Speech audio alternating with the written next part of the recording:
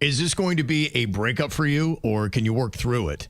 This wife put herself in a bad situation where she was out and her phone died and she could not get herself an Uber or rideshare.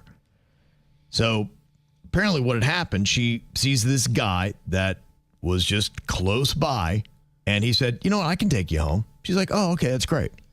Now, all I see is my wife showing up at the house, getting out of the car with another dude driving. I flip out. We have a big old fight. She swears though nothing inappropriate happened, and she says, look, I just wanted to get home. I was tired. I was over it. I couldn't contact anybody. But to me, I feel like a line was crossed, and you put yourself in a bad situation, and then by not having your phone charged, you put yourself in a worse situation. Who knows what could have happened? Now this stranger knows where we live. I'm trying not to get more upset or let go of my anger, but I'm having a hard time doing it. I'm noticing that the more I think about the situation, the more angry I become. Am I right to be this upset? And should this be something that would make me question our marriage? I wouldn't question my marriage over it, but she did make some dumb moves. Yeah. I mean, getting in the car with a stranger, you could have ended up dead. What are you thinking? Well, the thing I would be curious about is if you're going to go on that situation, you would think that you'd have some girlfriends around. Where did they go? What happened in that situation? You can't tell me you're just going out by yourself as a married woman and hanging out at a bar and just seeing what happens. Yeah, that would be a no from me, dog. I mean, why couldn't she go back in the bar and charge her phone? Find somebody with a phone charger. Like, I feel like there's other options. And there's something missing to the entire scenario here. She could have gone and called her man from somebody else's phone and asked him to come get her. Like, getting in the car with a stranger to me is such a dumb choice. And you're right. That's such a 1982 excuse. Oh, I couldn't charge. Like, you can charge your phone anywhere now. Like, People have chargers in the bar. Every bartender has a charger behind the bar. You can explain your situation, and the bartender, I'm sure, would loan you their charger for 10 minutes. Yeah. Is there something else going on there? Something's weird. It is weird. Yeah, it doesn't really pan out. And there's enough questions in this story that you could fill in the gaps, which it sounds like he's doing, and he's filling them in with all the wrong things. Now, fair or not, I don't know, but this is the situation you put yourself in. And I'm not a big fan of ultimatums in marriages, but I am a fan of establishing boundaries. And you say this doesn't happen again. That's it. Like, you can, what led up to this situation, you cannot be in this again, because if this ever happened again, I'm not going to be this cool. This isn't something we forgive. Like, you've got a problem and we got to really think about ending this. If my dad came home with that excuse as a kid, my mom would have cut off his mustache and fed it to every dog in the neighborhood. Yeah, that would not fly with most marriages. Yeah. To me, it's not a relationship ender, but it definitely puts you on a different level of what you're allowed to do with your free time. And it makes you question everything about her judgment. Like, really? Yeah. You got in a car with some guy you don't know? Have you ever watched any murder special ever? She's lucky that things worked out as well as they did. Thank you. Mm-hmm. Everyone should watch a little bit of murder specials. Not too much, but you need to have it on your radar. You don't need to do what I do, which is deep dive on Dateline podcasts, because then you become afraid of the world. But a little tiny bit of fear of strangers is good. Yeah. I mean, you've made me respect a parking lot now, because you're right.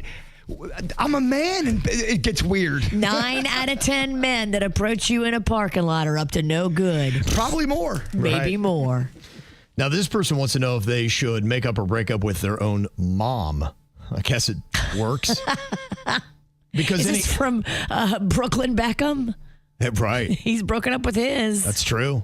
Making that statement. As soon as you change your tattoo, it's all over, Virginia. Done.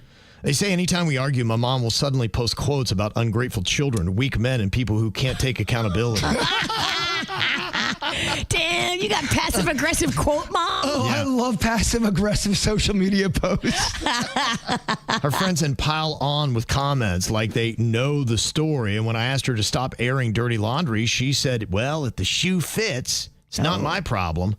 Now I feel like I'm on trial in front of strangers. I've confronted her privately, so do I defend myself on these posts or just continue to ignore them?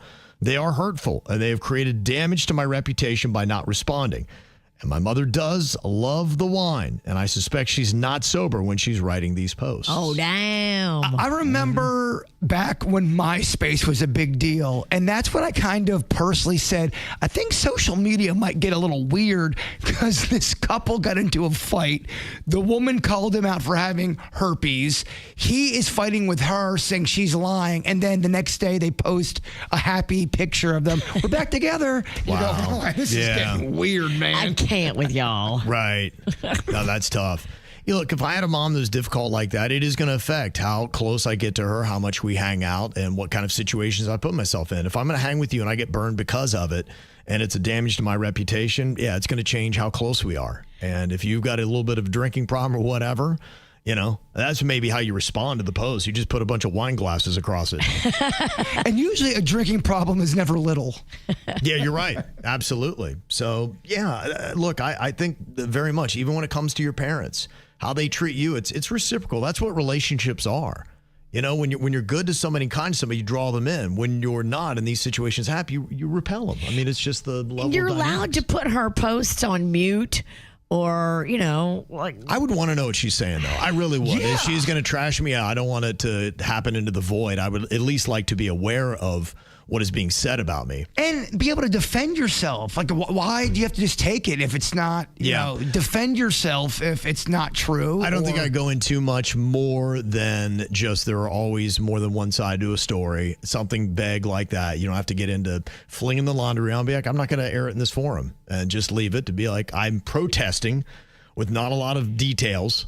You could drag her to some family therapy where the therapist will take your side and back up everything that you're trying to accomplish. Yeah, definitely drag her to therapy. Mm-hmm. I think she needs it. How did you get here? I dragged her here.